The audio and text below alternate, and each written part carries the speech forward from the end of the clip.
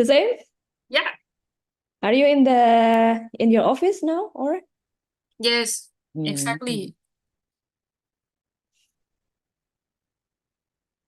Your student will join this meeting or Yes, I think so. I think some of your students already here? InMu students has joined Mm. already.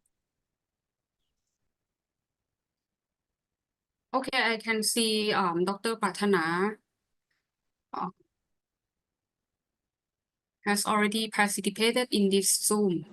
Good afternoon, Dr. Pratana. Good afternoon, everyone. I would like to introduce you to Dr. Kiki, another speaker for today's webinar, and also my good friend Dr. Dita from the University of Brawijaya, who helped me to co-organize this webinar session. Nice to meet you. Hello, nice to meet you. สวัสดีค่ะ สวัสดีค่ะ Give me like a few minutes นะคะ Yeah, we still have time actually, right? Yeah, 3 minutes left. Yes. We should make or arrange more activity from now on. Yeah, of course. Let's see.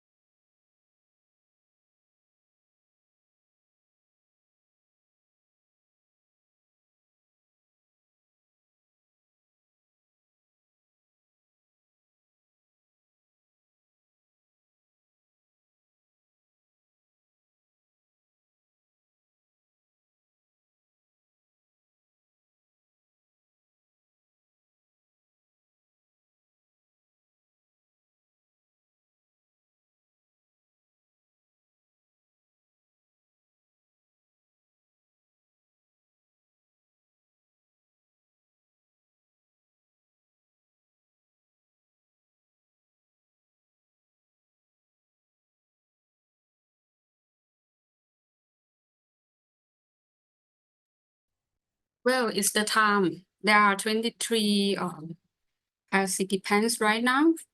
Should we start? Yes.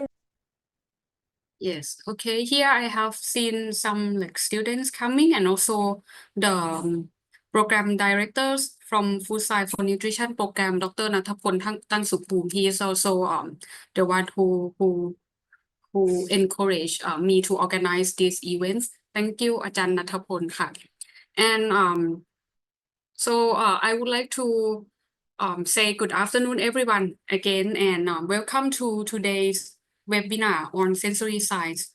which is co-organized by the Institute of Nutrition, Mahidol University, and the Faculty of Food Technology and Biotechnology, University of Brawijaya. And I feel it's fantastic to have you all with us. Whether you are joining from near or far from Thailand or from Indonesia, we are thrilled to bring you an insightful session on food sensory evaluation and the crucial role of sensory science in nutrition. Let me introduce myself first. I am Dr. Suwapat Kiti Banchakul, a Deputy Director of the Institute of Nutrition, and I will be your host, taking a role as a modulator for today. We have a fascinating lineup of expert speakers who will delve into the side of how our senses interact with food and how this impacts our nutrition status. So whether you are a student, a researcher, faculty members, or simply curious about the sensory science that influence what we eat and how is payroll in our nutritional status, you are in here for a treat and to gain your insight. Before we dive into the presentations, let me take a moment to thank our speaker from both Mahidol University and the University of Brawijaya for sharing your insightful knowledge with us today. And of course, a special thank will be given to all of you for taking the time to join us. So now is the time. To kick things off, I am excited to hear from our first speaker, Dr. Kiki Fibrianto from the University of Brawijaya. Dr. Fibrianto is an expert in the field of sensory science, and today he will present on the topic physiological and psychological perspective of food sensory evaluation. In the presentation, Dr. Fibrianto will explore how both our body's physiological processes and our psychological responses shape our food perceptions and how these factors play a role in sensory evaluation. This is truly an essential part of the understanding how and why we perceive food in the ways we do, right? So, Dr. Kiki, the floor is yours. I am honored to have you with us today, and yeah, the stage now is yours. Okay, thank you, moderator, for the time. Okay, I just would like to share my presentation.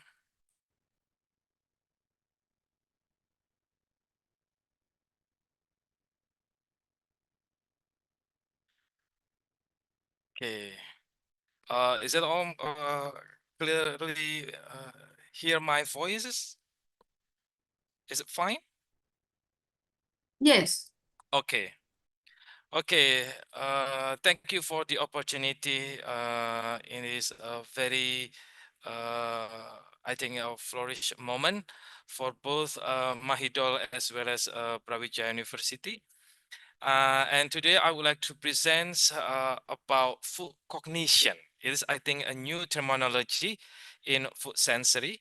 And therefore, in these occasions, I would like to share with you about the food cognition, the physiological and psychological perspective of food sensory evaluations. Before we start with the material, I would like to introduce myself. My name is Dr. Kiki Fibrianto, and currently I've been promoted to be an associate professor.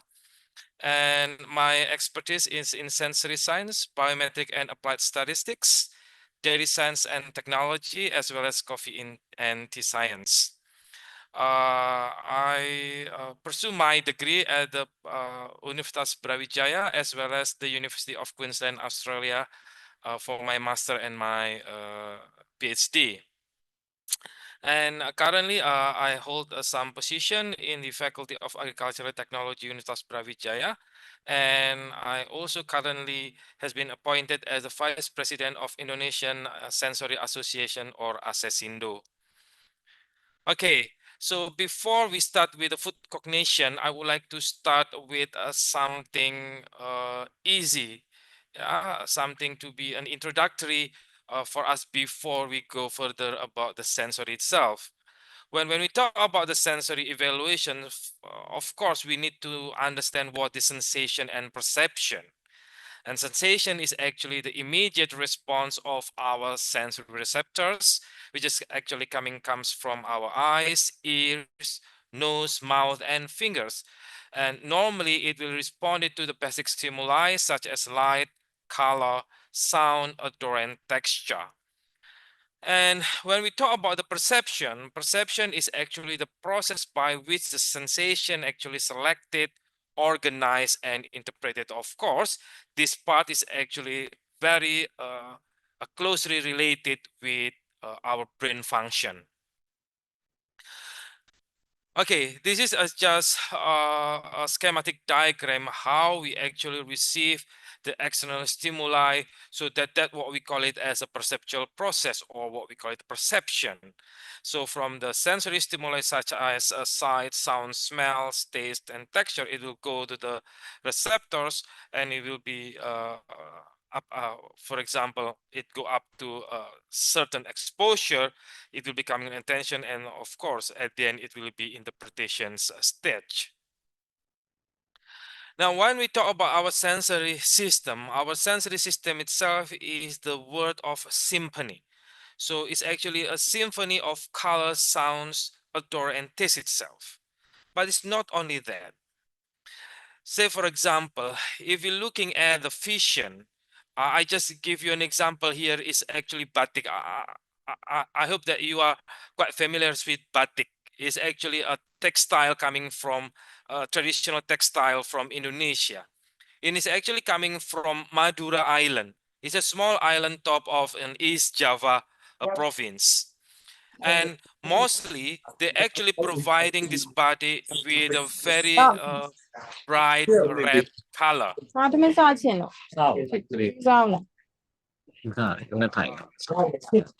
Excuse me.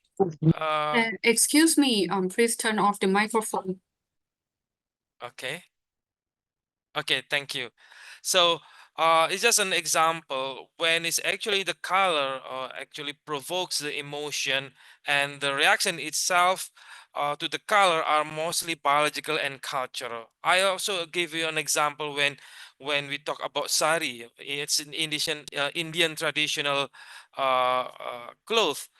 And you can see the color is so bright, so colorful, and it is actually related with the biological as well as the cultural part of India itself for understanding the vision. So when we look at this line, which one do you reckon is longer? That's the horizontal one or the vertical one?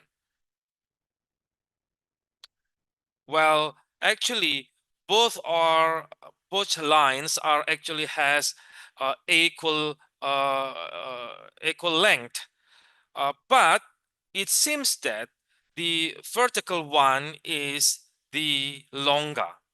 That's what we call it the optical illusions. Now we talk about the aroma or odors. Odors is actually creating mood and promoting memories. For example, when we talk about the coffee, so if you normally back at home, your mom or your father is actually brew the coffee, then it brings your memory back to your home when there is a coffee aroma. So from this aroma is actually activating the olfactory system in which the smelling coffee will triggers the olfactory receptors. Then it will send the signal to the brain's emotions and memory centers. Not only activating the olfactory system itself, but the aroma or odors actually help us to release some neurotransmitter. Is that the smell prompts the release of dopamine and serotonin, it's actually enhancing our pleasure and well-being. The aroma and odor is actually can comes from the associative learning, As over time, the smell of coffee will becomes linked to the comforting routines, and of course, at the end, it will evoke positive memories.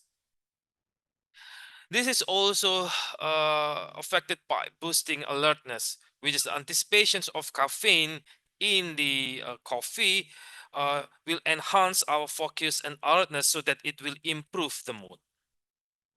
Sound.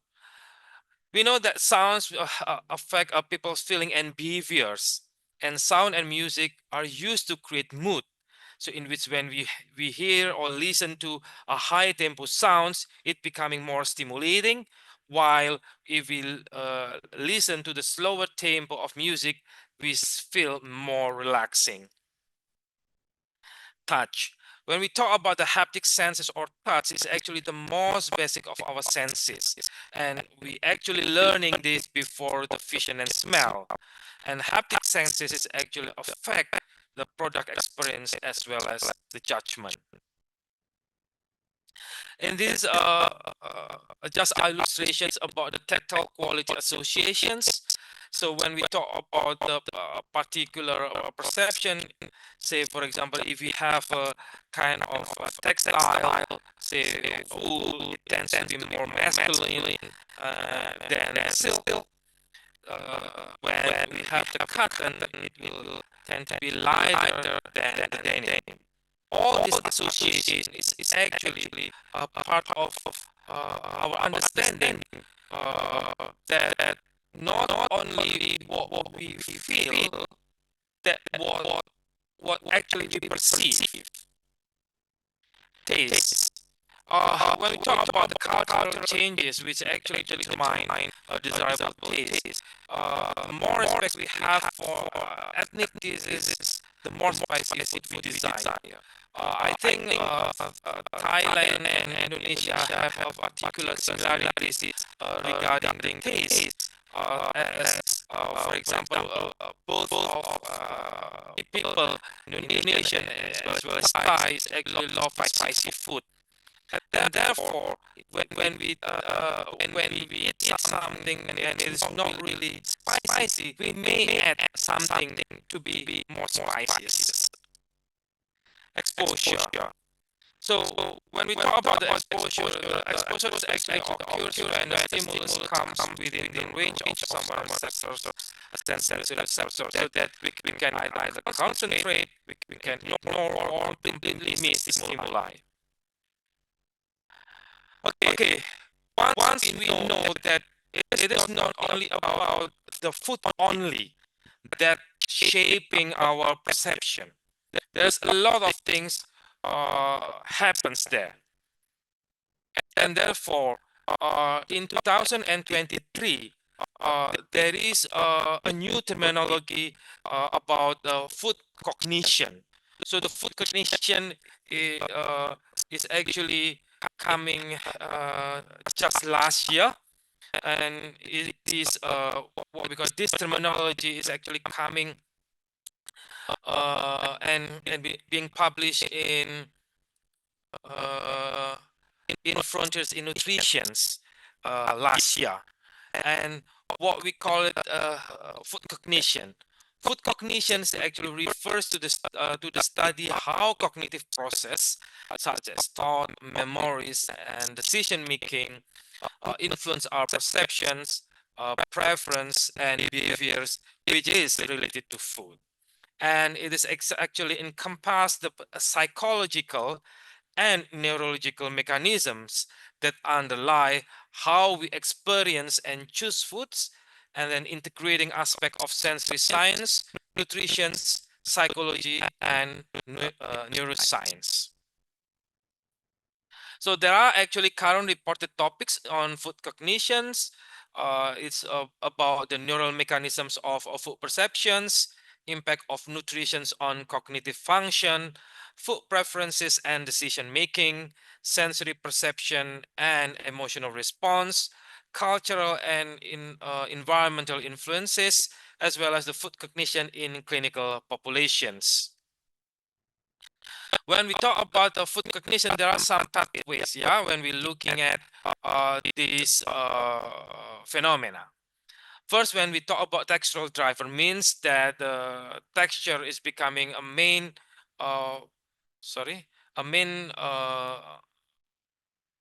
factors that affecting our perceptions.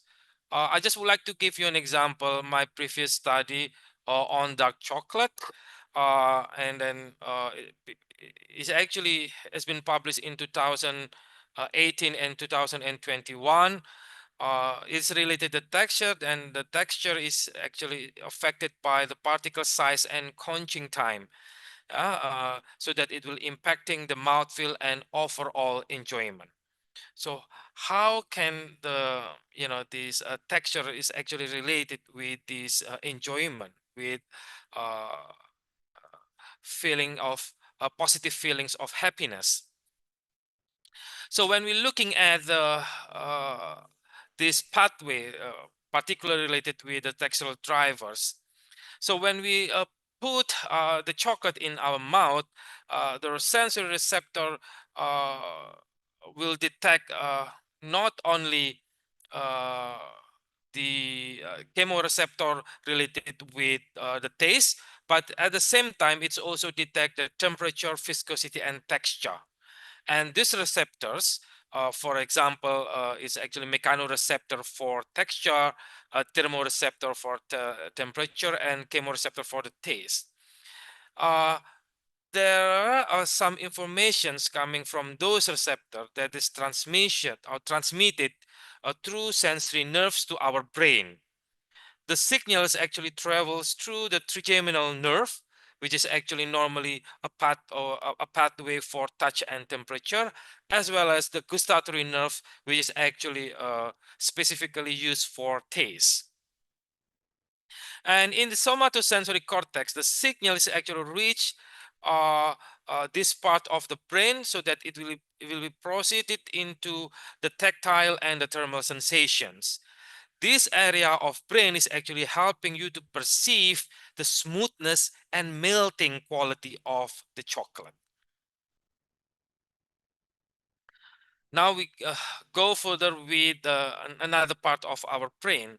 It's insula and orbitofrontal cortex. These brain regions are actually involved in the integration of sensory informations, particularly related with the perceptions of flavor and texture. So the insula is actually proceed the overall sensory experience, while the orbitofrontal cortex will help us to recognize and enjoy the complex flavors and texture of the chocolate itself.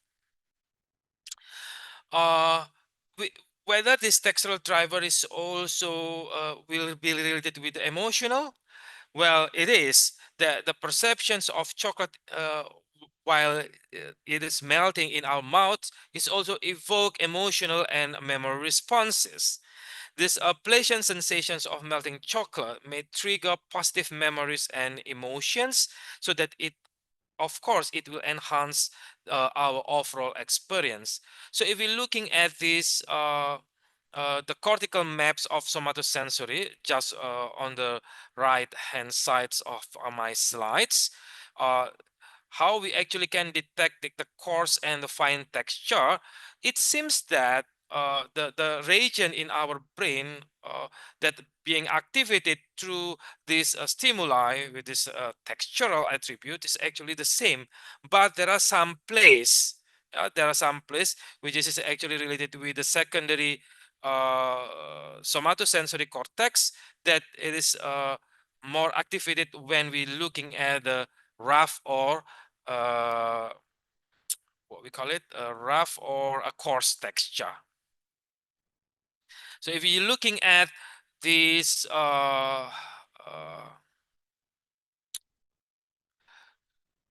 the schematic diagram of our brain, the somatosensory cortex are the one that in green, and if you're looking at the bottom of the somatosensory cortex is actually related with what we call the secondary somatosensory cortex, and it's actually the one that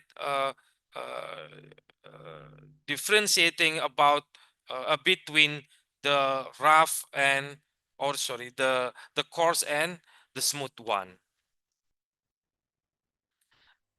Yes. So this is if we're looking at again on the right hand side schematic diagram about our brain. If you're looking at the somatosensory cortex, the red one, it's actually related with the insular cortex at the bottom, and this will provide us more complex informations about the texture itself. Now, when we talk about the food cognition, as I told you, it is not only related with the food itself, but sometimes, like I told you previously, it may related with the texture, but it also related with the emotional. So that's why in this in this chapter, I would like to talk about the emotional drivers of the food cognitions. The perceptual emotion is actually refers to the emotional responses arising from sensory perceptions of the stimuli. And in the context of food, it's actually involving our basic senses like a taste, smell, sight, touch, and sound, which is it will interact with our psychological state to create emotional experiences. There are some key components. First, when we talk about the perceptual emotion, we need to talk about the sensory perception itself, which is actually the process by which we receive and interpreting the sensory information from the food. And then we talk about the emotional response. So that the feelings and emotion is actually elicited by sensory experiences, which can include pleasure, disgust, surprise, or comfort. And the last one will be a cognitive appraisal, in which the mental process of evaluating and interpreting the sensory informations, which influences our emotional response.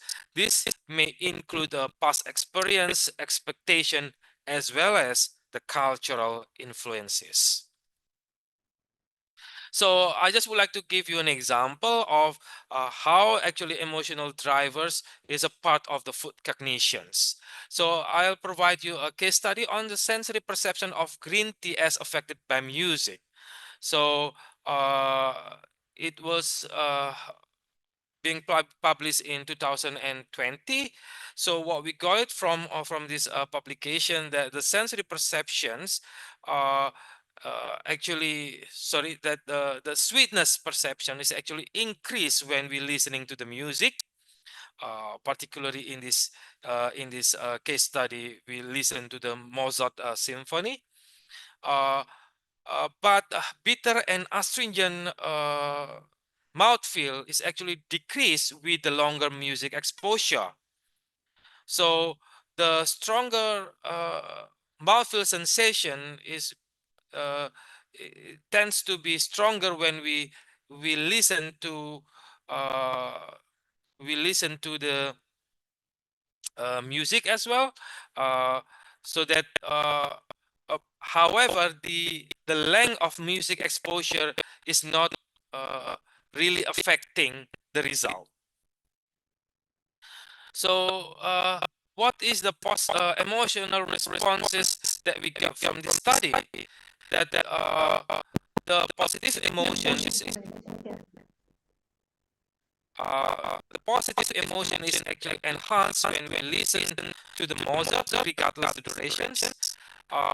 The increase of preference for tea after music exposure, the duration should not significantly affect the preference itself.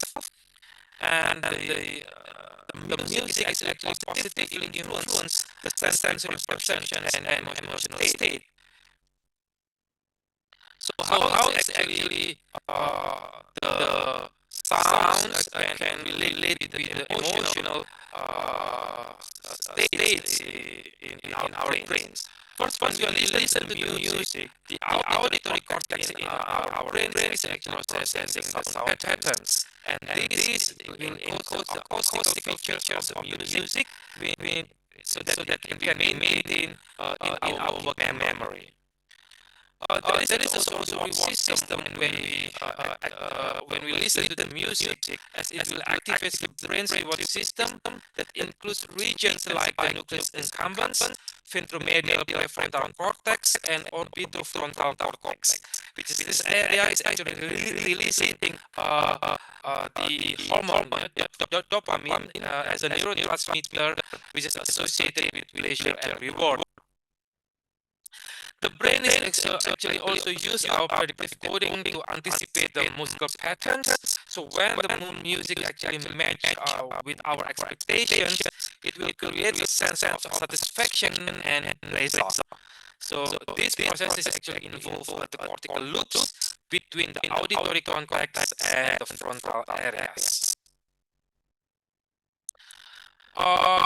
Music also can evoke emotions and memory by enhancing the overall experience. It is related with the work of hippocampus and amygdala, which are involving in this emotional and memory response, so that it will make music as a powerful tool for evoking feelings and associations. When music and fun are combined, the brain is actually rewarding the circuit process both stimuli together as well, and therefore this can enhance the enjoyment of food, so that the pleasurable experience of music can amplify the sensory pleasure of eating.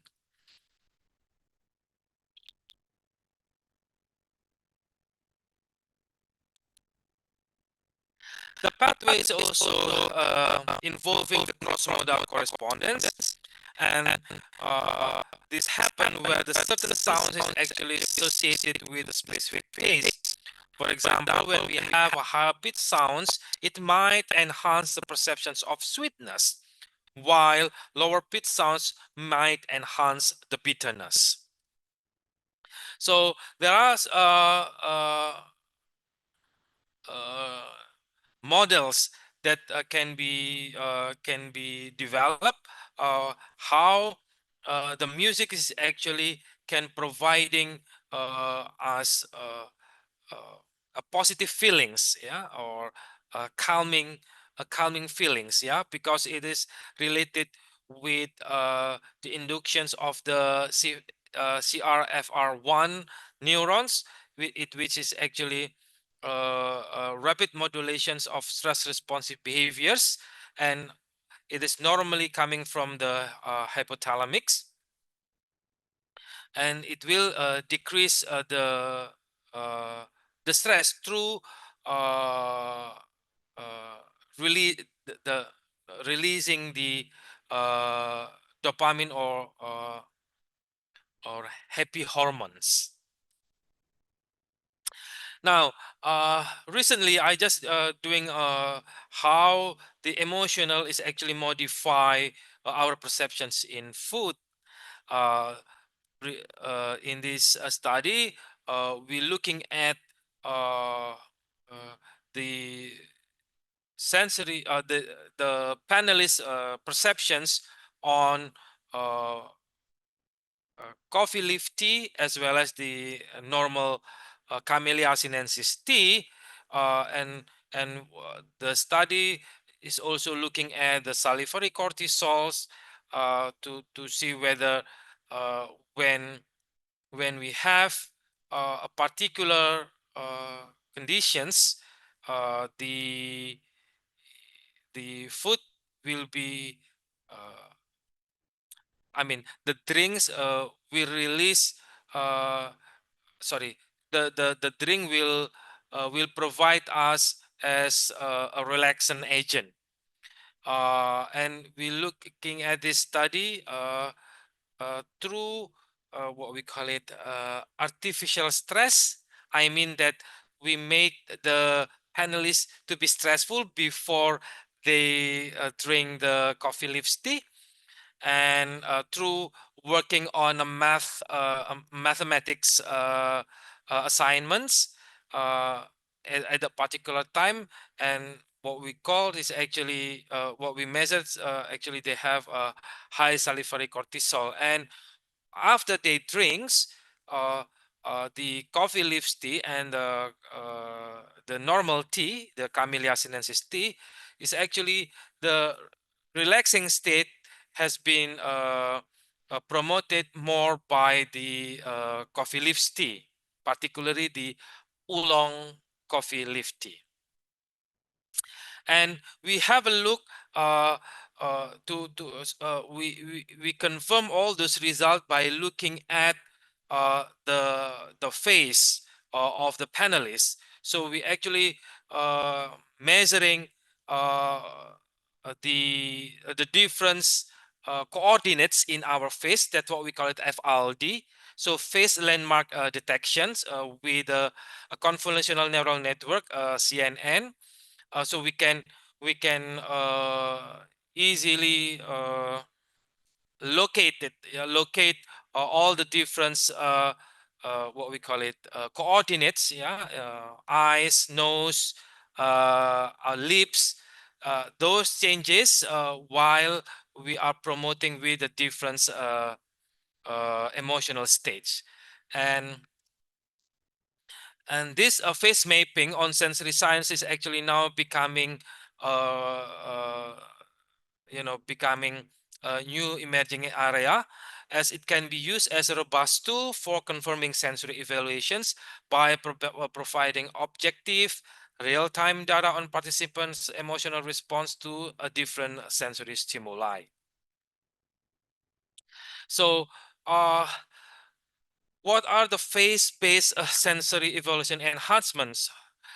First, the facial expression analysis can use the advanced algorithm to detect and quantify subtle changes in facial expressions so that it will correspond to different emotions.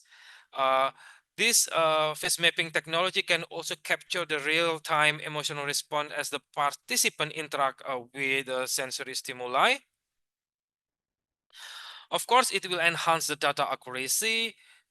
It will also makes us possible to identify subtle differences.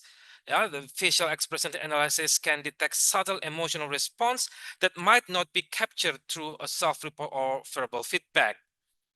And by integrating with other biometric measures such as heart rates, or in my case, I'm measuring the what we call it, the cortisol level. Of course, it will provide us a comprehensive understanding of participants' sensory experiences. So by looking at all those examples, I think I can wrap up that there are some advantages of food cognition that can be get. First, it can enhance the eating experiences. Of course, it will improve the nutrition and health. I think the most important things is actually we can personalize the diets or customizing the food products. It can also improve the culinary innovations. It's also can be used as an effective food marketing and product development resonations.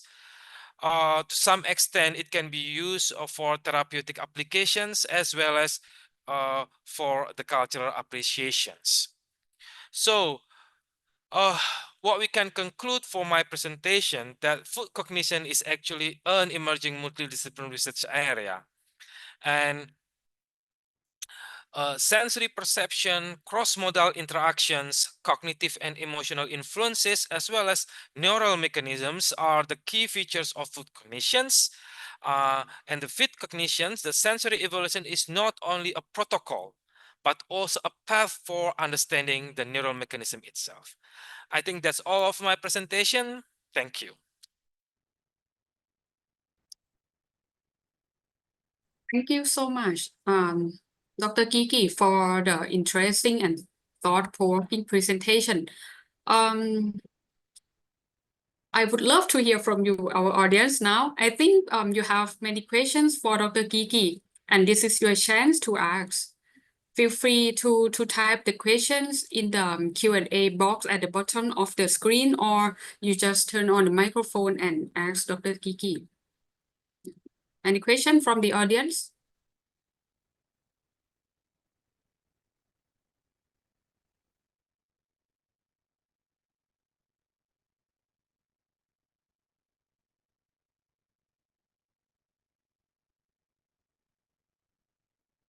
Well, maybe I start the first question. I have couples of questions for you, Dr. Kiki. It's very interesting that Dr. Karen, I guess someone is raising his hand. oh, really? Okay, I will open the opportunities for the student first. Colin is the student from Inmu. Yeah, please. Thank you very much, Ashana, and also thank you, Dr. Kiki. I want to I sorry, I cannot get the voice clearly.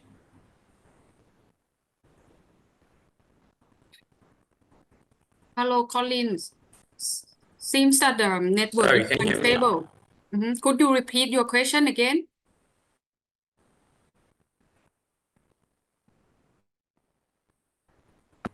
Something that your description of the study involving music. Please, am I loud? Am I okay? I'm sorry, I cannot really get your voice as well here. Colin, you might use the chat box and send us the questions you want to Sorry, ask I Dr. will Kiki. type the. Okay. Thank you anyway for the questions.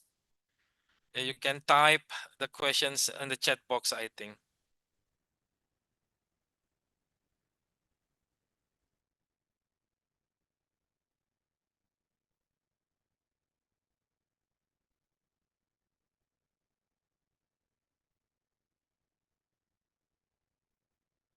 From your talk, it seems that sensory perception can be different greatly among individuals, right? Depending on the life experience, isn't it? Yes, that's true. Mm. That's true. And that's why I think why we do really need calibrations for the sensory panelists. Mm-hmm. Okay. So when we talk about the like the experience, the memory, the cultural background, even the health status of the people, it will greatly impact on the responses as a sensory panelist. Therefore, we need to not only calibrating, but we need to make sure whether the response is actually honest. How to do it? I think the face mapping is one of the robust tool to justify and to verify whether a sensory panelist is actually responding based on their really their eating experience at that time when the testing is conducted, Mm-hmm. not based on the previous experience.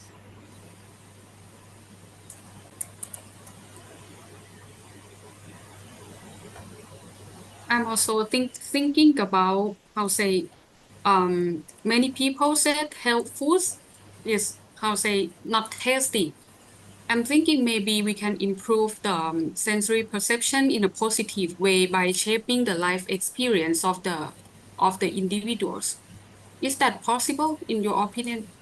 Sorry, what you mean shaping the experience? If for example, people who smell the coffee smell, they Okay. somehow feel like stimulated Mm. without drinking coffee, just smell because they experience that okay, this can help them to be active or awaken. So if we how say create the environment that people would feel the vegetable, for example, how to say um could be delicious by inducing the environment around. Oh, yes, of course. I mean that the environment when we actually, whether we actually through experiencing consuming the food or we just only getting the stimulus, say like as you said, people just getting the aroma of the coffee without drinking the coffee itself. Well, it's actually have two different things. First, when we talk about people with without consuming coffee, without drinking the coffee, but it's just smelling, as I told, as in my presentations, that the smell of coffee, it may induce your memories back to your previous experience. If you previously you have already uh, experiencing in drinking coffee. Say, for example, when back at your home, for example, your father is actually get used to preparing or brewing the coffee for you, then it will provide you some connections. Yeah, some connections. But when we talk about these people are never uh, tasting coffee. So when even though you have providing the coffee smell or coffee odor, they will reacting nothing. They don't have reactions on those particular stimuli. Yep. Thank you. Okay. I have seen there are already 3 questions in the chat box, so I will start from the first one. The first question is from Win Sanda Mian. Is that right? Okay. She said, "Thank you for the presentation. I would like to know that high-pitched sounds improve sweetness and low-pitched sounds bitterness. Can we apply it in our daily lives? And what is the mechanism of this? Thank you." Okay. The improved sweetness due to high pitched sounds. Uh, Again, I think I just would like to share again my slides. I think.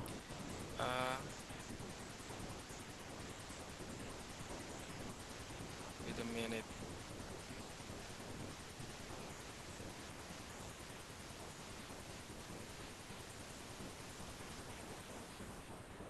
That one.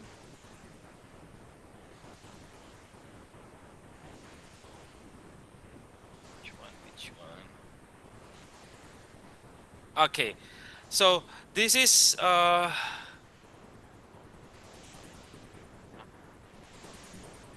a minute. Share.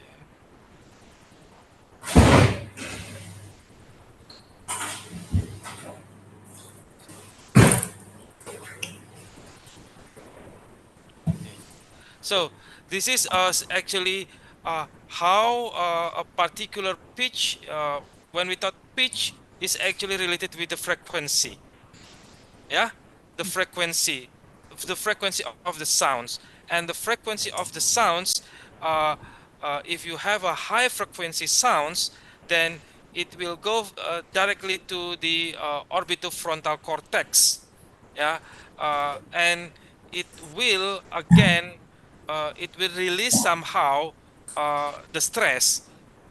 If it's tend to be more relaxed, and then the sweetness, which is also mostly related with the positive emotion, it's also improve.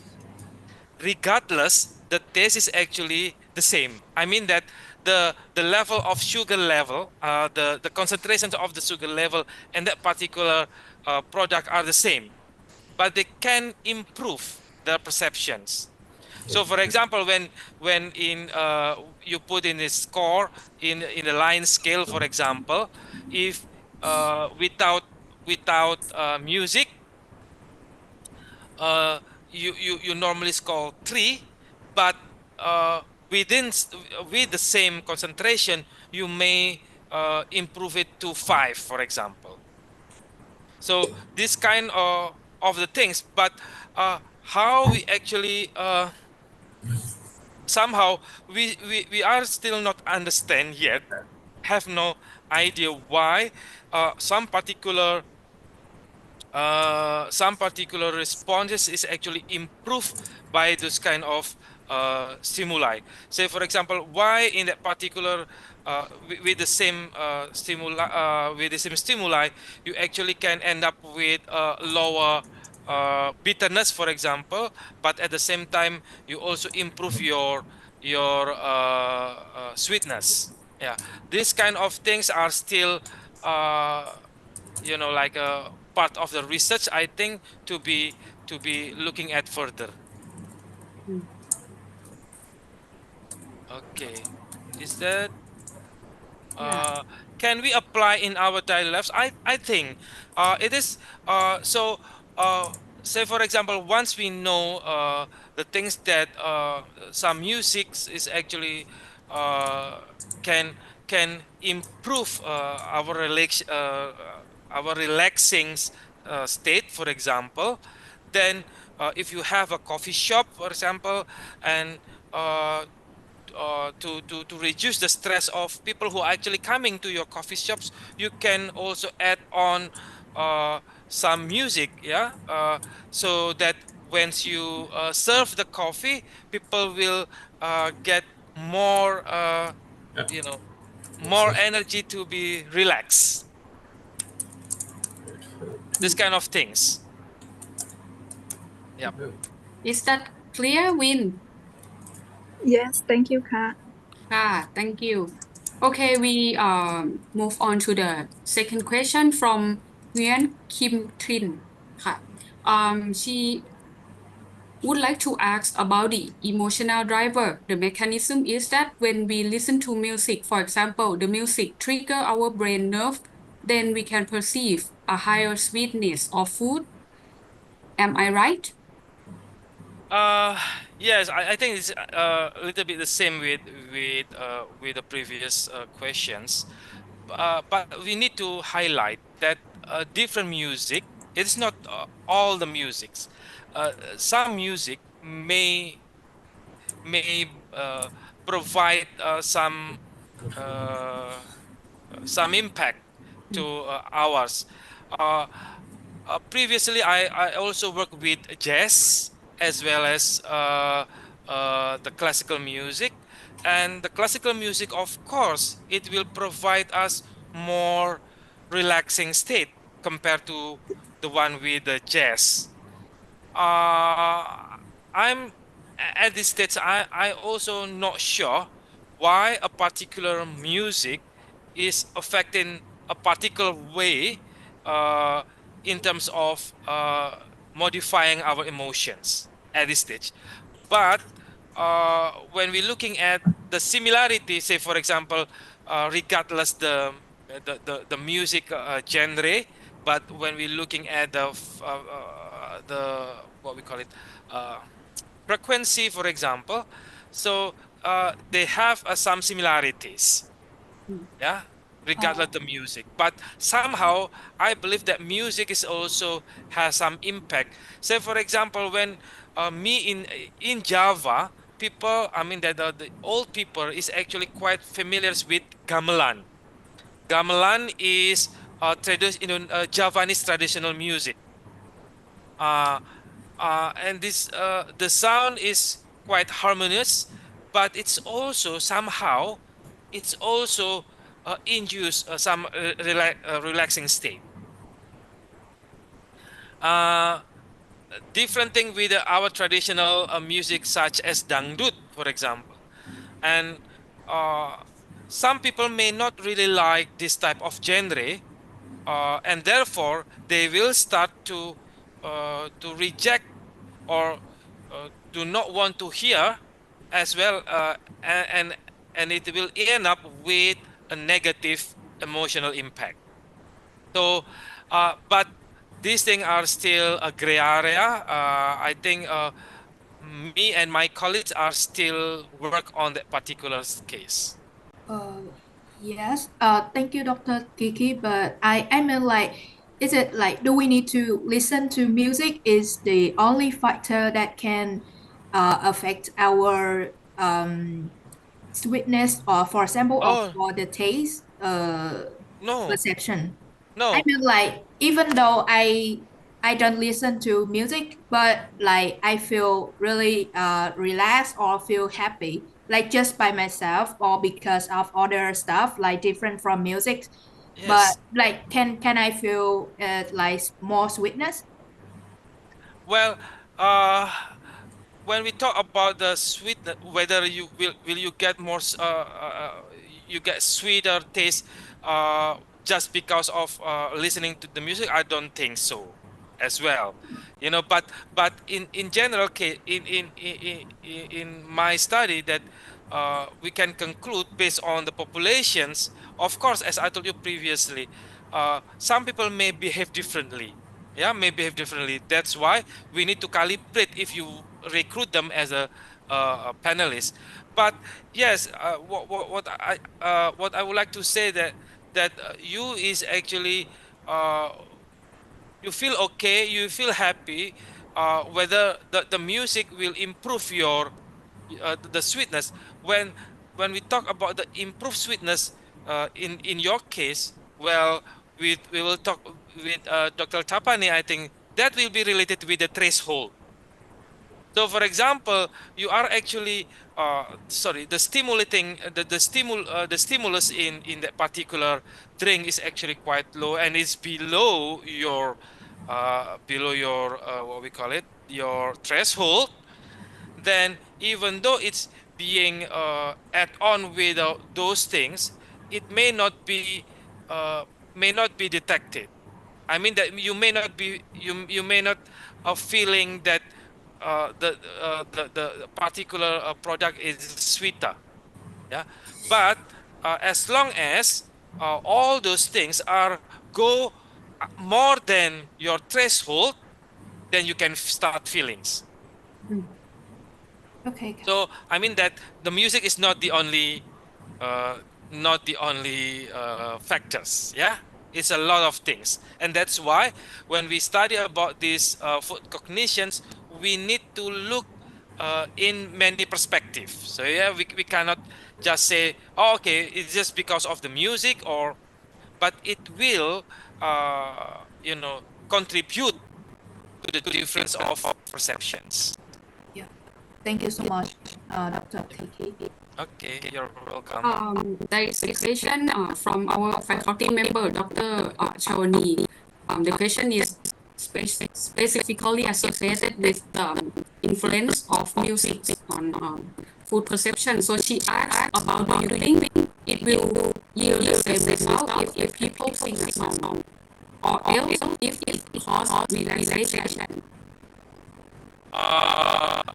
Again, so far the study that I've done is related with the music is actually instrumental musical. So we have add on any what we call it interference with human voices. But because it's becoming more complicated for us to distinguish the frequency, whether it's coming from the musical equipment or it's because of human voices. So far, I'm not sure. I'm not sure whether it will affect or not. Yeah. But when we take the general idea that the frequency will affect, of course, human voices will also produce a different frequency, and I think it will. But I haven't done the study yet. This is interesting. I also agree that the vocals can be the noise and factor. For example, if I'm eating and then my mom like sing a song, probably I lack of food appetite. Just kidding. Okay, we still have two more questions, I think, but we have only 5 minutes left. Let's see. The next question is from Collins, who raised the hand first, but his question came third. He asked about the description of the study where music enhances sweetness or favorable perception. In the case that listening to music, for instance, is a mundane experience for the subject, will the effect will still be felt, and will mean that people who love music or instead experience stronger favorable sensory perceptions. Yes, this is a good questions. I think whether if you don't really like the music, whether it will it still impact on your preferences. When we talk about the preferences, yes, it will. But when we talk about whether your perceptions in particular attributes, somehow it will affecting that way. As I told you, the general rules is actually the frequency will affect what brains recognize it. But when we talk about whether it comes to positive or negative emotions, then it will have a great impact, particularly when you don't really like music. As I told you, people who don't really like a traditional music may not be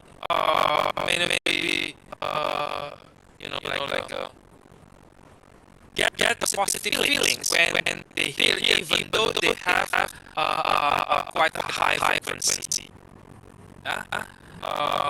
And the people who love music experience this stronger, favorable. Yes, of course, when they love music, they love music. It means that by listening to that music, you suddenly or spontaneously improve your perception, your enjoyment, and therefore you start to appreciate more to what you got, and therefore it will intensify the taste that may make happy or make you in a positive feelings. Okay. Okay, come to the next question. Can be the simple one. I think Yaya is also in student from in MOOC. He would like you to explain the feasibility of carry out face-based sensory evaluation by food science students. Okay. Well, it's actually the one that conducting this study using the face mapping. It's actually my bachelor students. So for undergraduate students, it's actually quite easy because they help by some technicians from computer science department to work on the CNN, the convolutional neural network, so that they, I think all of you may be quite familiar with CNN. Convolutional neural network is actually like a programming system, so that we can understand and we can learn something. It's kind of machine learning. So we define the definitions of what is happy, what is sad for each analyst, so that we can calibrate it with their own definitions, and when they react, so we can assess whether they actually truly happy or truly sad, or they discuss or whatever their expressions through a different changes of the landmarks in their face. Yes, it's actually quite complicated actually, but nowadays there's also some simpler applications that you can find it in what we call it in websites, that you can work with a face, and then they can recognize it whether you are in a happy state, sad or disgust or everything. And but again, the one that you use with the available applications, mostly we need to train the application so that they can learn more about the phase of the people we involved in our study. This is very interesting. I never used this kind of machine learning tools before, and I'm wondering, is it need to be calibrated when it's going to be used with different ethnic group of people because of the differences in face shape, for example? Yes, of Hmm. course, because like as I told you previously, that people will be affecting by their background, so that we need to know their background first. So the one that we have currently may not be applicable for Thai people, as their perceptions into a particular things may not be the same. Yeah, the response in something that triggering their emotions may be different. Yeah. Okay, one last question for you, Dr. Kiki. Yes. Collins asked his second question. He said, good mood improve sensory perception, but also good food improve mood. And he asks about the relationship between these or any mechanisms involved. Sorry. Okay. I get it from the food cognition that good mood improve the sensory perceptions. Yes, but good food also improve the mood. What is the relationship or reverse causality? Well, that's what we call it multimodality. Multimodality means that it's all integrate all together. The good food, of course, it will improve the mood, because once you look at that, the food is has a good presentation, for example, they will like it trigger you to say that, oh, okay, this is a good food, and I will be enjoy this kind of food. Yes, that's true. And the good mood itself, so when you start with the good mood, and that's why I mean, and if you are a religious people, then you normally starting before you eat, before you having meal, you will pray. Yeah, it's actually the praying, and it's actually thanks to God that you get this is actually our thankful to God about the kind of food, meaning that we have in a good mood, so that we can eat that particular food well. So whether it is actually causality, or I don't say it's causality, it's actually has what we call it multimodalities. So it's integrate all together. It is not one because of the one, or the other because of the one. Okay. Is that clear? I think so. Okay, we have one last question. Again, this is Okay. The second last question. can be the last question. Yes, of course. Okay. Marimers, I think, yeah. The question is, I would like to know that why do we lose our appetite when we get sick, and how can we improve it based on your research to apply with food products? Okay. So when you got sick, they normally change our oral cavity. So oral physiology is changes. Say for example, people with diabetics, they normally tends to have what we call it the xerostomia syndrome. It's actually syndrome that makes your productions of saliva in our mouth is reduced a lot. So we have a dry mouth. As we know that all the taste, the taste in our mouth is mediated by saliva. So without saliva, even though you have a nice food, it will not be transferred those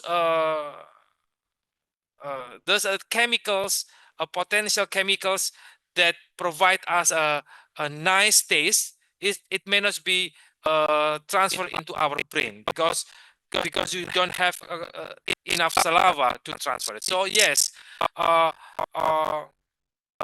but the mechanism why when you are sick and then you don't have when you lose the appetite is different from I mean that its conditions has a different situations. Yeah, I just gave you the example when people with cancer or people with diabetics or people who are on medication and they may have difficulties in producing sufficient saliva, then it will be a trouble. Again, people with dysphagia, for example, yeah, because people are have difficulties in swallowing. This kind of swallowing normally because the sphincter muscles in our throat are in trouble, and this can be adjusted by changing the texture or properties of the food, and therefore we need to be remodify the texture of the food so that it can be chewable or can be digested by people with dysphagia.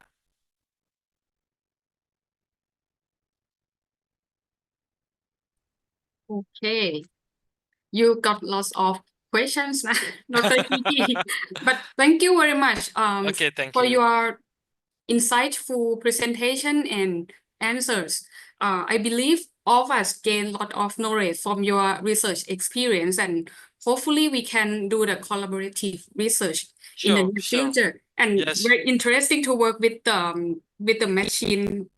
Machine learning. Yeah, the so-called face-based, right? Face-based, yes. sensory evaluation tools. Yeah, this Yes. is very nice and very curious for me to try using this machine. Okay. Thank you very much. Thank you. So now let's move on to our next speaker, Dr. Thapani, Prathana Thapani, Dr. Ning from the Institute of Nutrition, Mahidol University.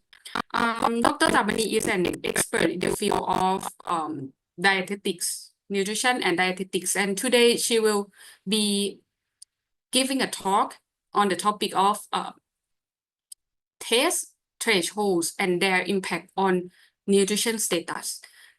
Dr. Thapani, if you are ready, the floor is for you now. Can you hear me now? Sounds is good. Yes. Okay, thank you. So, hello everyone. I would like to thank you all staff to having me here. So today my topic is about the taste threshold and the impact on nutrition as Dr. Pan mentioned. So let's move to. So first of all, I would like to introduce myself. My name is Prathana Thapani, so you can call me Ning. So I am a registered dietitian both in Thailand and USA. And my background, actually, for my bachelor degree, I graduated in the major of the genetics, and then I changed my major to nutrition and dietetics. And once when I pursued my PhD degree in USA, so I combined them together. So I work with the topic of genetics. So this is my research interest around genetics, educational tools, and nutrition-related non-communicable diseases. So before we start the lecture or the webinar, so I would like to ask all of the participants here that when you buy the food, what's the factor that the most influence your food choices?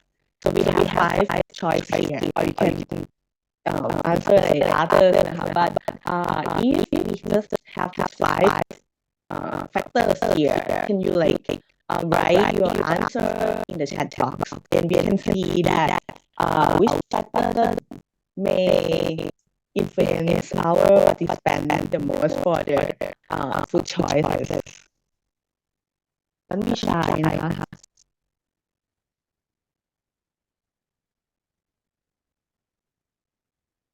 I think that because we are in like nutrition area, some if you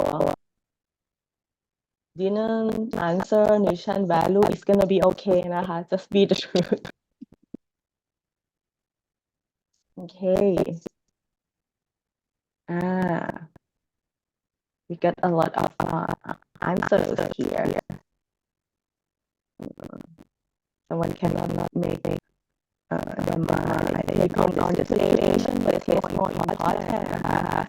Someone's like I want to fly for 3, other like 1, 3,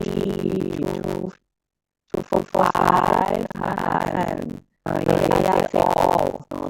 So I think number 2 maybe I saw the most, 5, so okay, maybe 2 and is quite the same, but you can see that some of you answer the test, right? And then maybe the nutrition value, because we are working in this area, maybe we concerned about nutrition value also, and hygiene also important, right?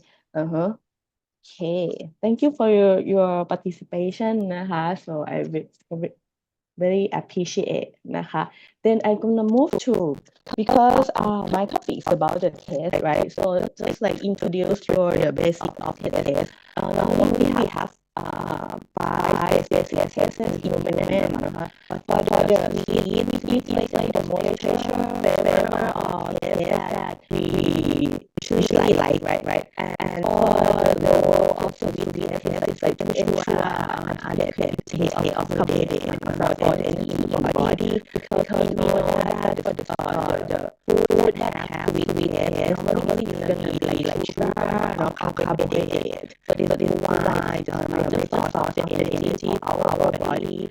And for next is, I think it's salty taste. It's sour taste, because normally we're gonna like sweet, sour, salt, and spicy for the Thai food. For the salty taste, it's like the taste of the sodium that we can perceive when we eat food that contain like the sodium in that, For the low of the salty taste is like to ensure adequate intake of salt or to regulate the amount of water in the body. And for the sour, it's like to prevent intake of toxic substance into the body and help detect liveliness, And I think it's the same way with the bitter taste, is to prevent intake of poisonous substance also. And the last one is like umami. It's kind of the new taste, So the law of the umami is like to ensure adequate intake of protein for proper growth and maintenance of the body. Actually, for the umami, is the taste of the amino acid, especially for the glutamate. For the glutamate is a form of protein. So if we intake umami, so that means we have like protein. What about the factors that influence the food intake? It's not only the taste that influence for the food intake. There are many factors. For the socio-economic factors, like demographic factors, like income, the cost of the food, or the expense. And for the culture, it's like control or social habits or social influence. Because different cultures, different countries, they have different diet pattern, and it's like when you grow up with the family, when you go out or work or to have like your own family, you're gonna like get the same or some part of the culture, family culture with you also. So what about others? It's like habitual and attitudes. It's like health education, weight control, or repeated exposure, and personality trait also. And for the environmental factor, it's like food availability and geographic condition, and also seasonal weather. Because I think in Thailand we can say that we have 2 or 3, 3 seasons. It's like hotter and hottest, right? But I think nowadays, because of the good of the logistic, the food can travel all the country. So maybe food intake or the food choice, this one is cancelled with the good transportation นะคะ and what about genetic and or biological นะคะ other than taste perception is like body composition นะคะ that may influence the food intake. What about taste hole? I think that you may familiar with the taste. What about taste hole after the taste นะคะ so for the taste hole is like the lowest amount of the flavor component นะคะ that can be detected by the taste bud. So it's quite play a significant role in the dietary preference, food choice, overall nutrition status. We will know why นะคะ because sometimes when you eat the same food with your friend or family นะคะ and you feel like oh it's not salty at all but for the other friends or colleagues taste the same food and they said oh it's salty when you feel that it's not salty at all. You think that with the different people they have their own taste hole, right? So it may impact for the dietary preference and also food choice and lead to the health. And what about the factor that can like influence the taste hole? We know that our body like age, no? The more that you order, you're gonna get like the higher threshold. It means that you have to intake more sweet or more salty food in order to feel it salty or sweet. And what about genetic? Different genetic of the taste receptor gene may affect for the taste hole also. And lifestyle factor is the same, like family culture and also smoking or alcohol abuse can affect for the taste hole. And other is like health condition is like diabetes, cancer, chronic kidney disease, zinc deficiency. Those can alter taste sensitivity. It may be because of the pathophysiology and also the treatment. For example, it's like cancer. When you have like chemotherapy, they may affect on the taste, it can alter the taste. What about others? The last one is medication. Some medication can alter the taste perception also นะคะ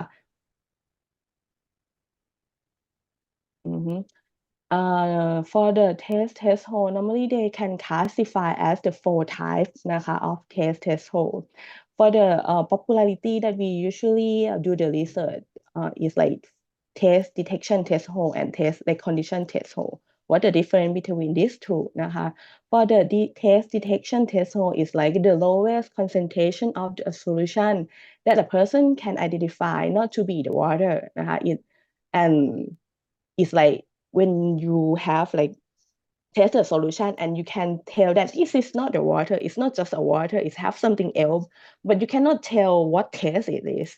Is it salty or sweet or sour? You cannot tell, but you feel that it's different from the water, just the water.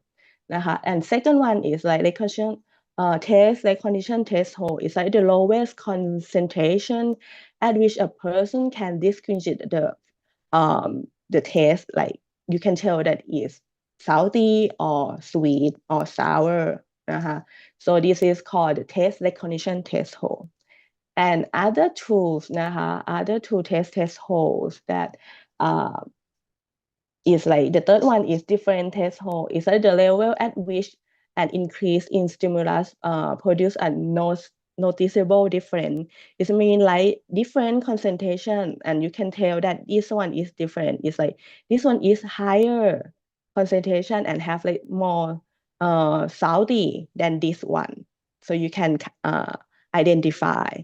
But the last one, terminal taste hole, is like the level that you are not longer classify the difference between sensory between these two cups. So this is have like different concentration, but this is like the highest limitation that you can feel, and you cannot identify which one is different.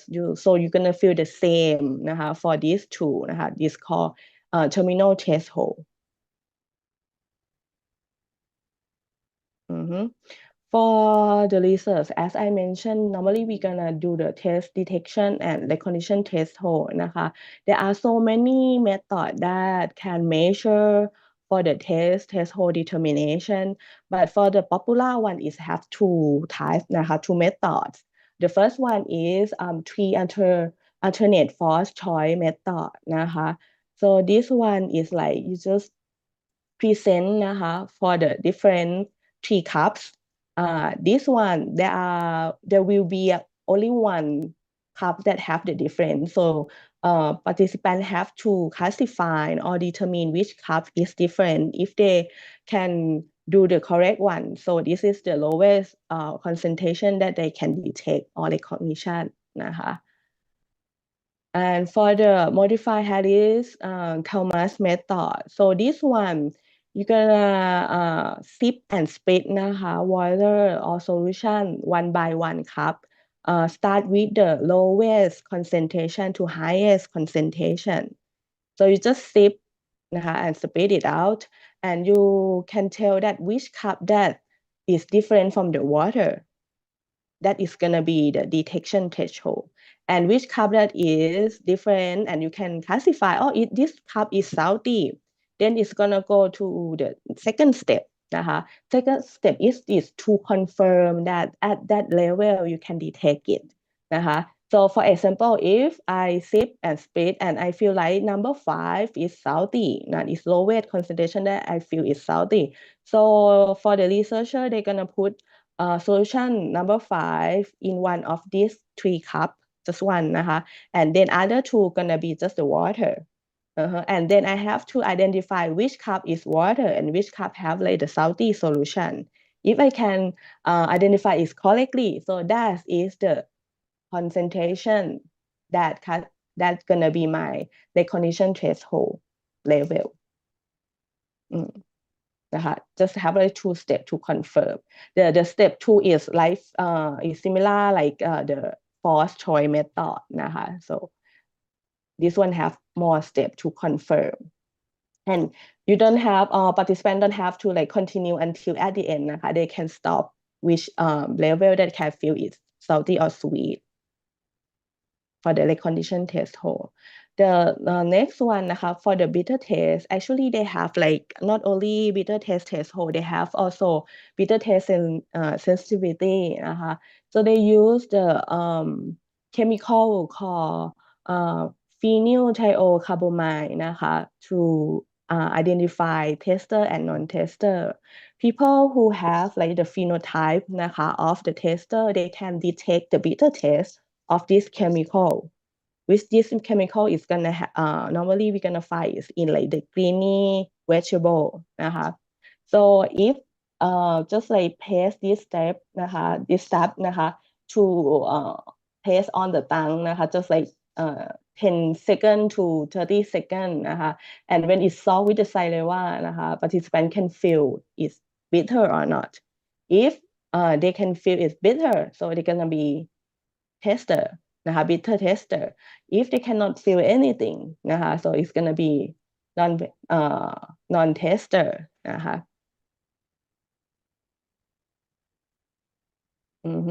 So we know about the threshold and how to identify it นะคะ Then we're gonna look at the what's the impact on the health นะคะ and the dietary intake. For the food choice นะคะ is related to the water disease development นะคะ For example, like we know that if we intake like high carbohydrate or high sugar นะคะ or over consumption of fat or processed meat or processed food นะคะ and less intake of vegetable and fruit and also whole grain, it can be like 45% นะคะ can is like possible have like cause of death นะคะ by DM type 2 นะคะ or stroke or heart disease นะคะ So how is gonna reflect to the health impact on nutrition status? Because as previous slide นะคะ is mentioned, like taste is one of the sensory perception. Actually, it's not only taste, when we feel good about food or sense about food, is not only taste is also the odor and texture also นะคะ can reflect or influence to the food preference and also it's gonna lead to have like a good or bad food choice or food consumption. And if they have like the previous one, like high consumption of carbohydrate, over consumption of fat or processed food, less consumption of vegetables, so it's gonna reflect to their nutrition status also. So let's see the preference all around the world right now in 2020. The preference of undernutrition in the age like over 18 years old you can see that for the undernutrition is like the trend is like decreasing by year, but in the other hand for the obesity in adult so it's increased year by year, you can see from 2000 to 2020 for the male is like 15% preference, and right now is almost 30%. I believe that when we have another survey in 2025, maybe the prevalence of obesity in female maybe reach 30 for the female also increase in the same way. What about the disease that related to the nutrition for example hypertension so is increased but not that significant like obesity but it's a little bit higher because from the start since 2000 is like 20% already. Right now is a little bit increased and also the same way with female here.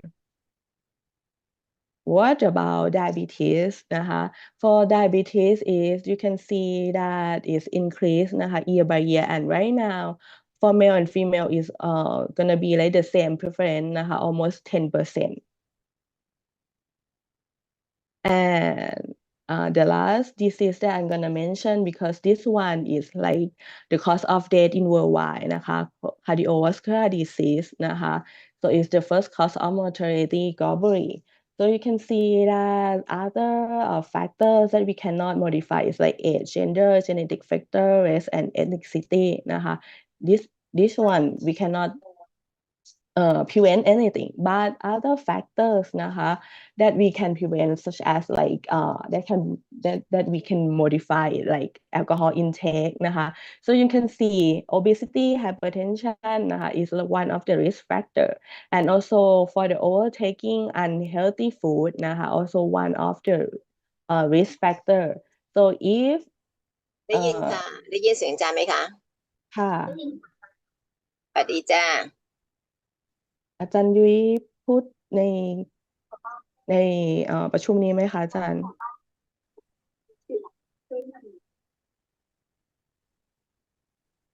น่าจะไม่ใช่เนาะโอเคค่ะ so I'm gonna continue นะคะ so you can see that food and can lead to other like many diseases and also the nutrition status and we know that one of the thing that is can affect for the food intake or food choice is taste so we look at the taste and the food intake first.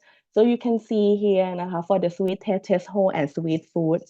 From the previous study, for the sensitivity and intensity study they like show the little association with dietary intake measure, and also from our research also that we find like no correlation or association, but from the previous one they found in diabetes patient, not the healthy one in the healthy one they find like no or little association. However, in the DM patient they have like different between the DM patient one and normal glycemic people they found that the high sweet recognition threshold are found in DM patient.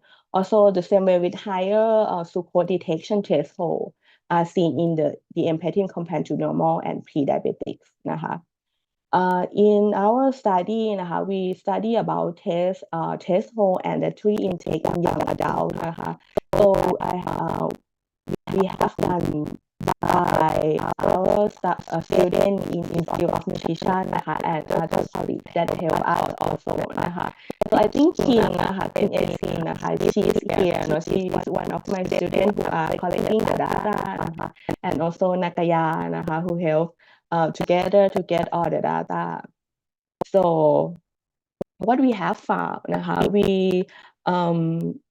our participant is going to be young adult age between 20 to 40 years old. And for the overall 192 participants, the average age is about 24 years old. From the data collection, we collect the sweet and sour recognition test score and bitter taste sensitivity and collect with the semi-food frequency questionnaire in order to get the dietary consumption So for the sweet taste we have found that the average of the twist the sweet taste whole is around 32.46 millimole per liter so when we compare or find the association between salt taste whole which is the recognition taste whole and food group we already found that the significant difference is in the vegetable and have like correlation in like very small association in the negative way it means that the higher recognition threshold they're gonna intake like less vegetable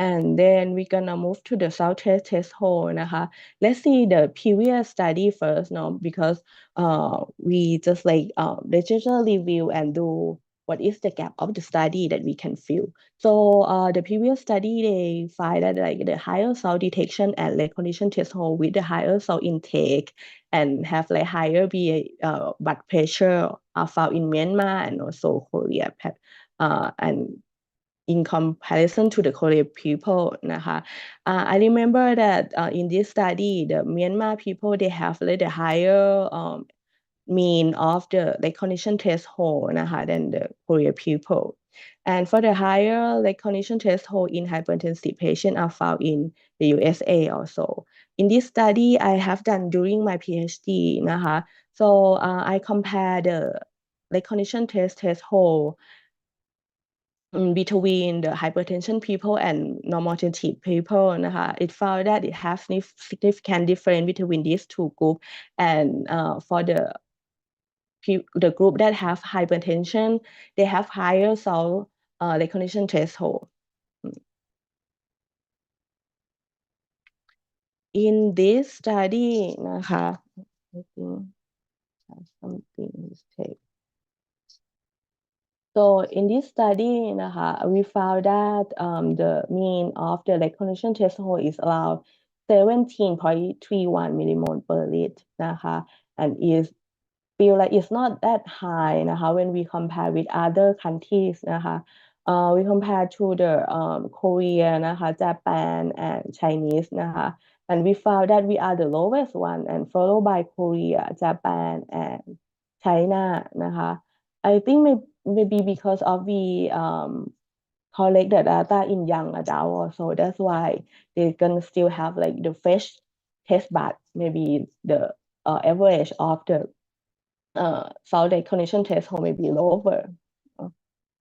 When we look at the association with the seasoning and salt intake we found that it have like the association in light soy sauce and black soy sauce and it have like a little association just like 1/8 and 1/4 here and it have like in the positive association it mean that the higher recognition threshold they have to they intake higher soy sauce both black and light soy sauce but for other seasoning or sauce it's no significant difference or it has no association between them what about the beta test นะคะ the beta test sensitivity and food and vegetable intake นะคะ from the previous study they found that for the bitter non-tester นะคะ tend to have a higher consumption of bitter like glucophosphorus นะคะ vegetable than the tester นะคะ and for the children with bitter taste sensitivity they have like sweet food preference and rise BMI and tend to be obese นะคะ but I think this for the tester and non-tester they still have that controversy because some of the research still show that for the bitter taste นะคะ or the bitter tester they have like a higher BMI นะคะ or intake like less healthy than the non-tester is still controversy because when we look at our participants, we found that most of the participants were tester is like 70, 87%, and other than that is we non-tester. So what we have found, we compare between tester and non-tester and food group นะคะ what is the difference between these two? We found that they have like different intake rights นะคะ like wheat and product นะคะ and also in the processed food นะคะ you can see that for the tester they take more rice นะคะ or starch group นะคะ and also intake more processed food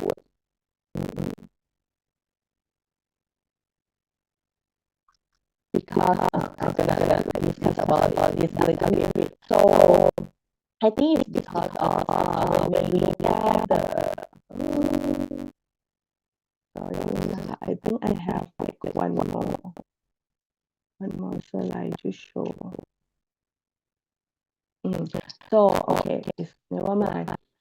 Because when we look at the associate between the bitter taste and sweet taste and also salty taste, we found associate in the sweet taste group นะคะ so that but it still have like a low associate, it's just 0.3 I guess I remember.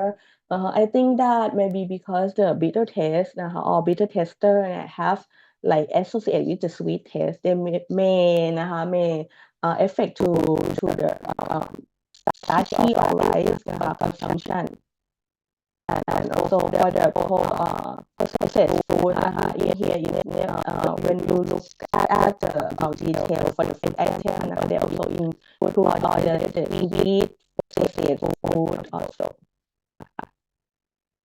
So for the this one okay I already mentioned about it. So it's gonna go to my summary นะคะ actually for the test horn it will vary and influence food preference and also the free choice นะคะ and this variation นะคะ in the test perception has significant impact decisions that are especially potentially affect calorie intake also nutrition diversity also นะคะ so I think at least it can help to increase the awareness of the people that they can intake more on like sodium or sweet or sugar because normally when we measure we like to measure the food, how many calories, how many sugar, how many sodium in it, but we never think about ourselves like what the amount that we're gonna spend, so why we have to intake more sugar or more salt in order to taste it, right? And I think that the taste we can modify, but it's not easy, but it's not hard to do it also. So that's all for me ค่ะ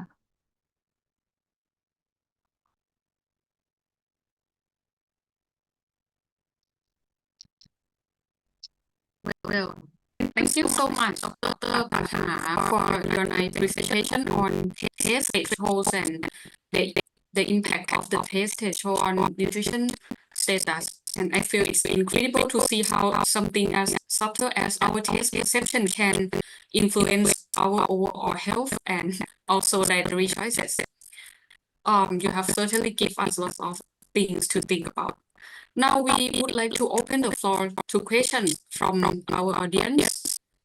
Our audience, if you have any questions for Dr. Pratthana, please feel free to type into the QA box again, or just turn on your microphone and start with the Q&A session. And I will do my best to address as many as question I can. Already have one question. The first question from Monisha. The question is, how can we decrease taste threshold? I think this is like a good question, right? So it can do that, but we have to decrease at least 30%, like 30%. There are study they show that if you decrease the taste not more than 30% of the usual, you cannot detect it. You can detect it, but not that much. It's like acceptable about it, and you have to do it like at the 1 or 2 weeks. You have to like be familiar with it, and your taste bud will familiar or make like feel it like what to say. Let me think about it again. So it's like the 30% you have to decrease the amount of the salt or sugar, not greater than 30%, and then you do it like at least 2 or 3 weeks, and then your taste bud gonna modify, and your taste threshold is gonna be decrease.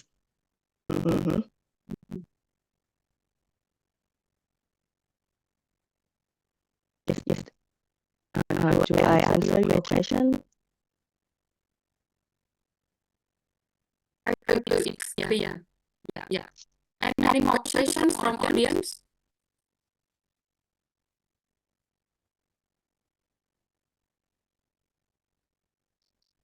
I think I found another. Somebody raised hands. Collins.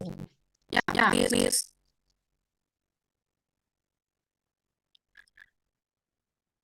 While waiting for Collins, right? Oh, okay. Yeah. Thank you, Ajahn Dr. Pratthana. I want to ask about, because you showed different tables about results on the taste thresholds for bitter, for sweet, for sour, and salty, and the others. I want to ask if you want to train yourself, like you mentioned that you can decrease 30% of the amounts.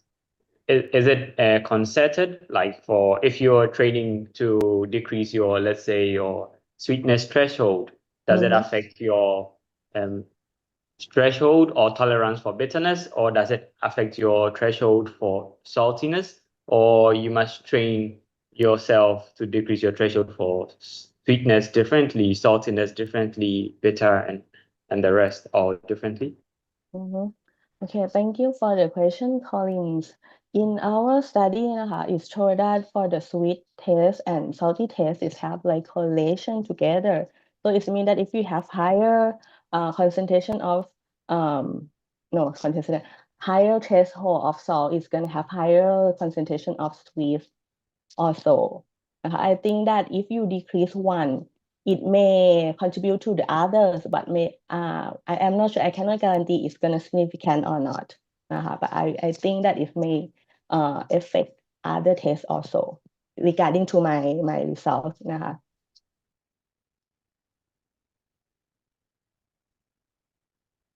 And I think Dr. Kiki asked me about the effect of the 8 food habit, food culture to taste. So I think yes, because of for the 52. Okay.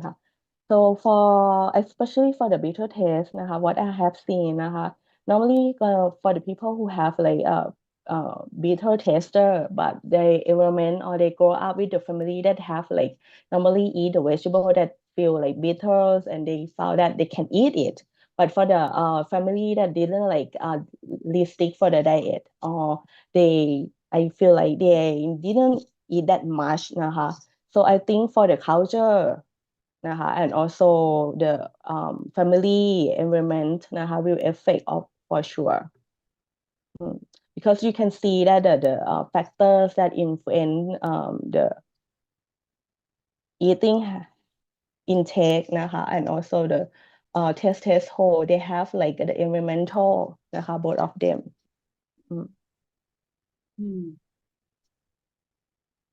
Okay. Thank you, Dr.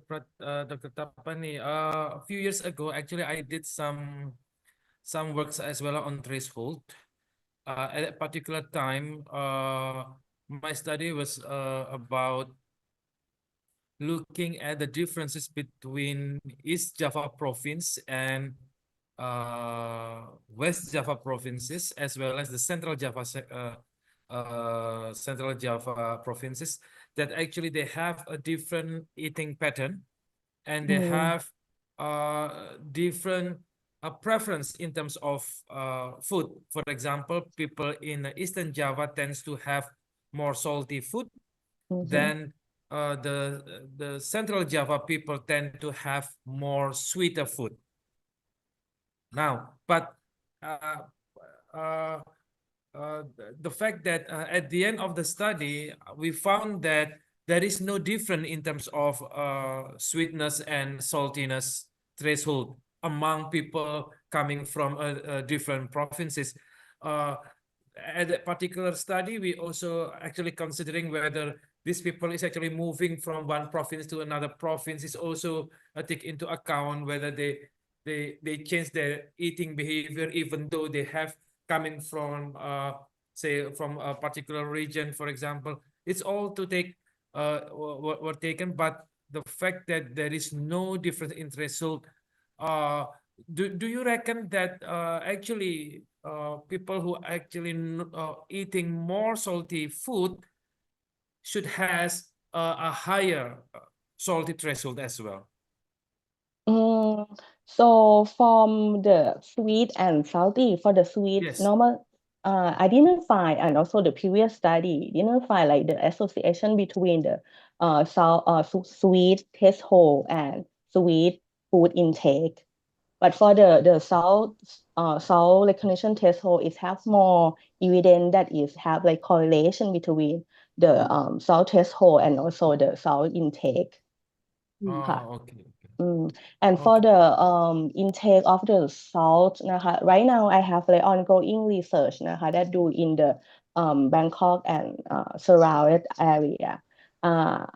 It's not completed, but I found the results that the people who are eating out tend to have like more recognition threshold than the people that have like home cooking oftenly. Oh, okay, interesting. Thank you. Okay, the next question is from Yaya. Thank you, Ajahn, for the nice presentation. For diabetics and cancer patients with an impaired taste, how can we address their taste threshold? Is it advisable to use sweetener for sweet? What could be used for saltiness? So for the people who have diabetics and hypertension, previous study show that people who have DM or hypertension have like higher recognition threshold, I think maybe because of the impact of the taste, and for the advanced, I think it's not only the sweetener, we have to control all the carb intake for the DM patient, but for the taste, if they feel like it's not tasty at all, maybe sweetener is one of the choice, can use it. But I gonna recommend like you have to look at the overall of the carbohydrate that you intake also, because when we talk about the food that recommend to the patient, we have to think about quality and quantity also, right? So not only the quantity or amount, but what quality of the food that you eat. It have to be like complex carbohydrate or the source of the carbohydrate that an amount, but for the taste, if you really have to your taste is really like very plain, or it's not taste like as the usual, or like have very outer taste นะคะ so I think for the sweetener is maybe help นะคะ but the sweetener you have to keep in your mind that it have an aftertaste also when you use it a lot นะคะ and for the saltiness นะคะ we have like the sauce that contain low sodium but not put like potassium. Instead we have like our innovation have like yeast or other amino acids that replace for the sodium also. Referring to Yaya question, I also have questions about using the sweeteners for this group of people. How say or most of us know that using sweetener may activate how to call it Insulin. reverse mechanisms, and then the consumer might tend to addict to the sweetness. So do you think it would impact the overall health in the case of the long-term use of sweeteners in the people who have the impaired taste mechanism? So I think is maybe it depend on the people นะคะ if people cannot like taste and all because they have like impaired taste maybe the taste can help them to eat more, to intake the enough calorie, right? But if they early but eat other food and everything is good, maybe sweetener, maybe you don't have to use it, you can eat other food instead of using sweetener. We have other seasoning, right, to add on it. Okay, thank you. Okay, go to the next question from Sherry. She said, very clear and informative, Ajahn. I have got to think many things after your presentation. My question is, what is the mechanism in taste perception in kidney-specific foods? They are made to low sodium content but high in potassium. Why this taste? Why that taste overlaps or another reason? For making low sodium foods, I have learned that using more spices instead of salt and sauces, and this is also why. Could you explain? I think Many it's like points. many points. Let me read it again.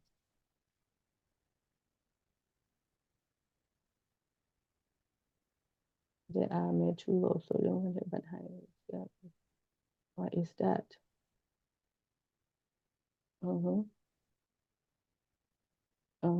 Okay, what the mechanism นะคะ for the kidney patient, right?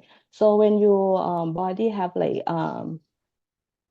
have urine and also other waste product from the metabolism in your body, maybe it can lead to have like other taste also, right? And for the people who have like that outer taste นะคะ and have like kidney disease and have like high intake, you have to make them to have the low sodium content, right? But right now in the past, I think that the source of the seasoning for the sodium, when they look at the low sodium sauce product, it's gonna have like potassium chloride instead of sodium chloride. That's why they have like high in potassium. If I'm wrong, you can correct me, actually, that I understand the right point or not. Because for the natural food, they also contain the sodium, but it's not high, But for the food, other food that high in potassium, maybe the food that have like very colorful food, like the yellow one, or like the greeny one. But for the natural food is low sodium content in it. But for the sauce, of course, for the previous, like I mentioned, that they have like potassium chloride put then instead of sodium chloride. That's why it have high in potassium. But nowadays we have like a lot of the innovation of the food. So we have different choice to use, And I agree that use more spicy to increase the taste and get the taste perception for that one.